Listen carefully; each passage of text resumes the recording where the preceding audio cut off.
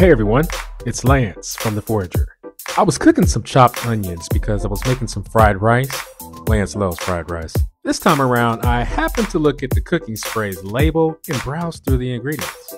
Much to my surprise, I saw that one of the ingredients is propellant. Wait, what?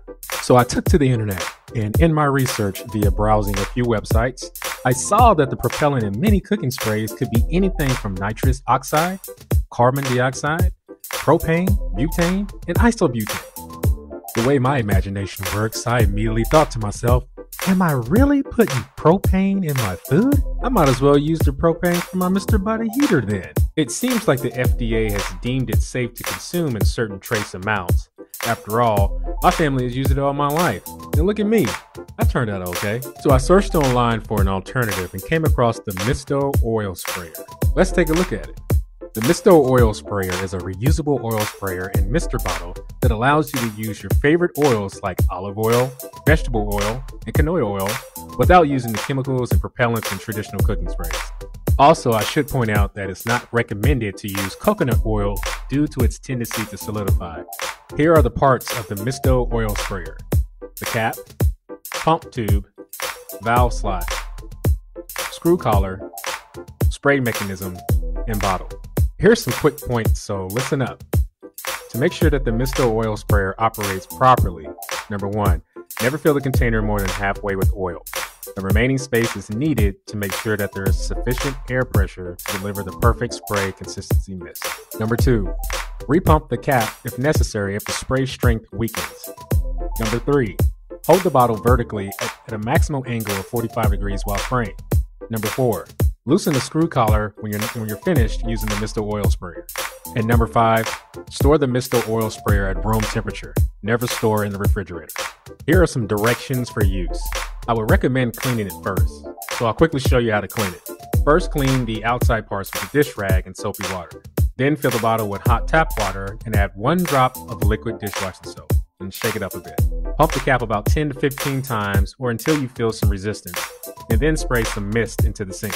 To rinse it all out, repeat the previous steps, but this time using only hot water. Then set it out to dry.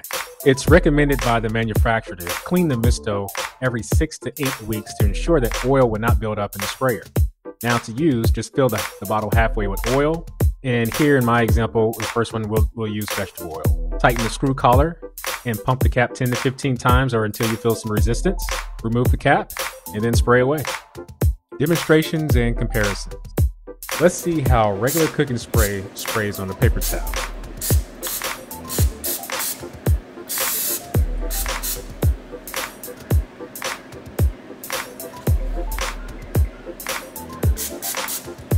Now the Misto Oil Sprayer using vegetable oil.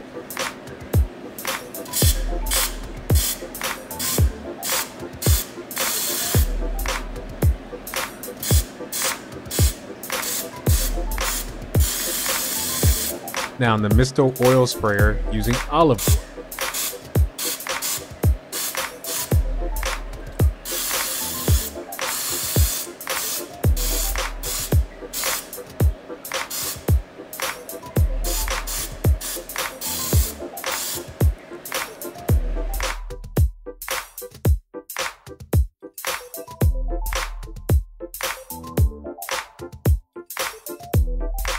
Now let's see how regular cooking spray sprays on one side of the pan.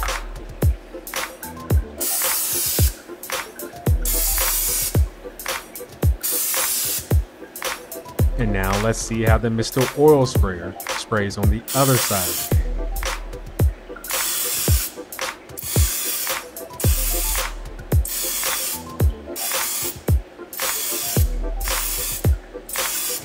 pan. So, what are my closing thoughts?